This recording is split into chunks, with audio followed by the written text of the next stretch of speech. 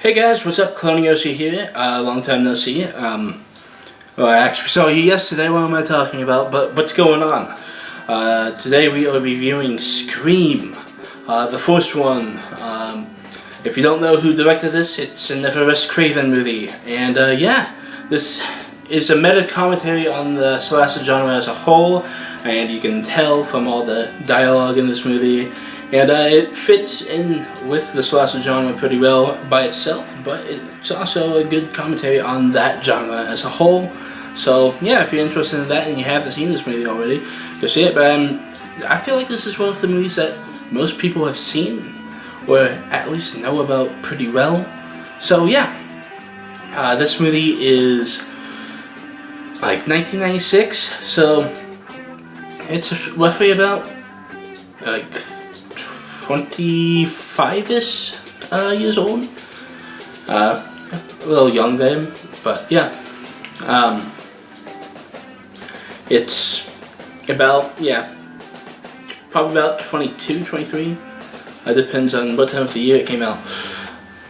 But yes, this movie, it is a meta commentary, and it tries to adapt to the modern times with the genre, and with it being 1996, it's a bit dated now, like the big thing being like, why does this guy have a satellite phone? Everybody has cell phones now, so like the satellite phone thing is kind of like a dumb plot point now.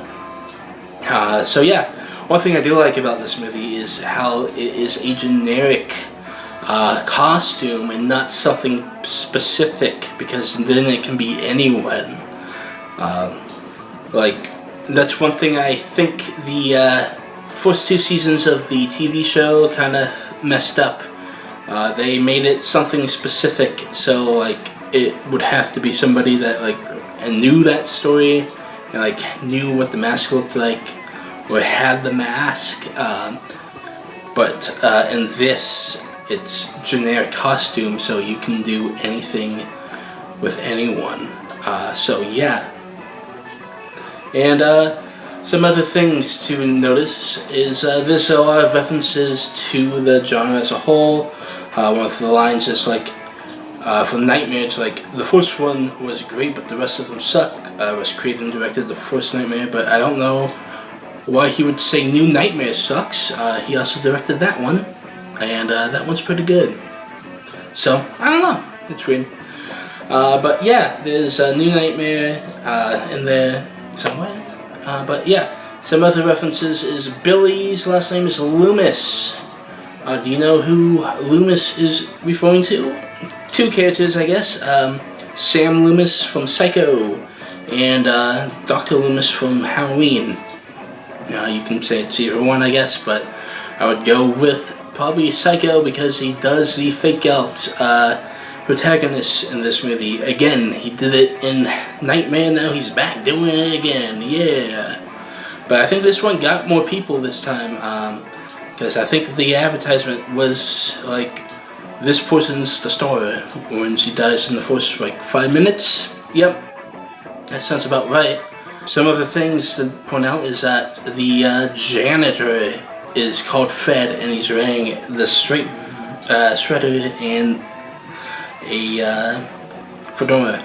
It's kind of weird how jarring his outfit is when it's not like the burnt face. Like, who wears a striped shredder with a fedora, a brown fedora? I don't know. Fedoras are kind of lame too, so don't tip your treebies to me, bruh. I don't care about your treebies. But so, what else is going on with this movie besides meta commentary and references to the horror genre as a whole? There's some plot there too.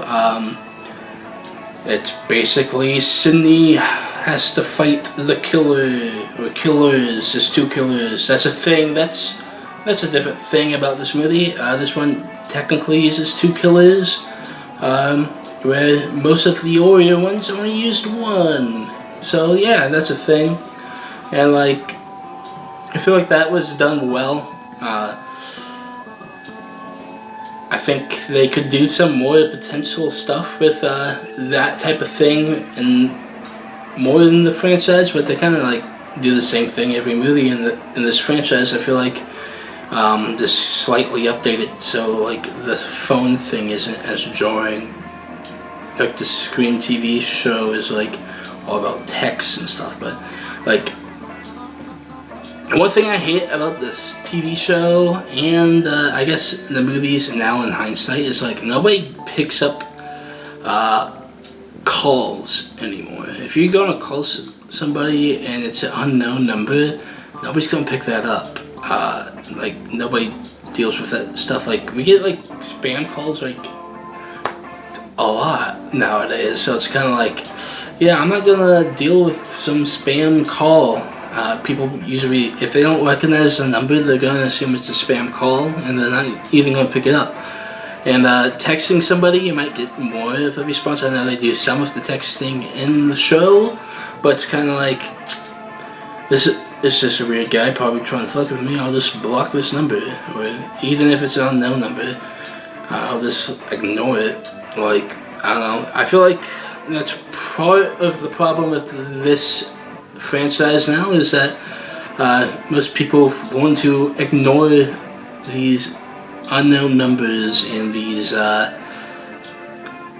weird phone numbers. Like, nobody's going to talk to these people.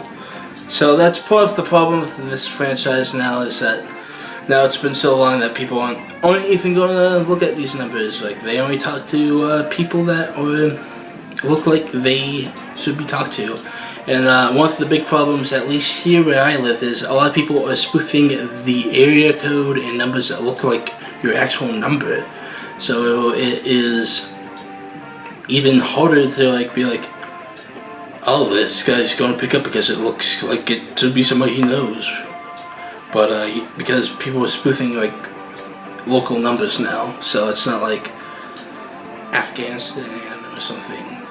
So that's something else to be problematic about this franchise continuing. Though I think it can continue. I think it needs to go more into the cyberbullying stuff.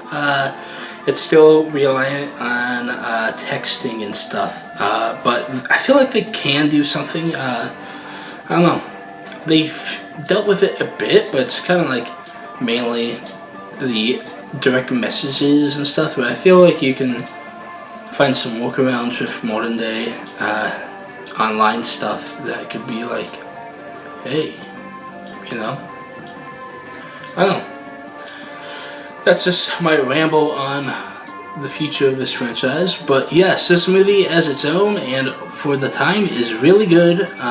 If you have not seen this movie, go check it out. Some of the stuff might be a little bit dated as if reliability wise, but hey, if you can be like, oh, this is set in the 90s, that's fine.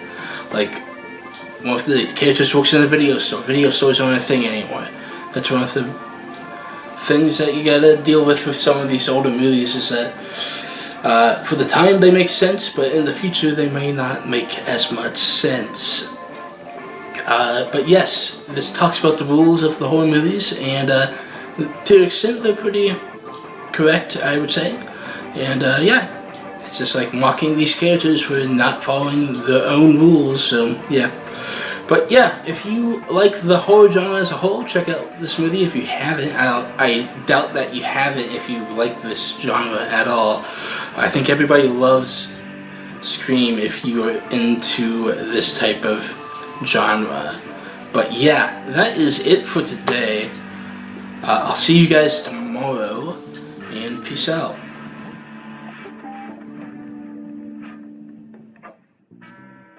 Hey guys, what's up? CloneYoshi here. You can probably tell what day I'm filming this if you've been watching all these reviews. But anyway, I'm here to talk about the average YouTube stuff. What is up? So, if you haven't already, subscribe and then hit that bell to get those notifications so you never miss a video. And then if you like this video, like it. If not, I don't care. And then if you have anything interesting to say, post it in the comments.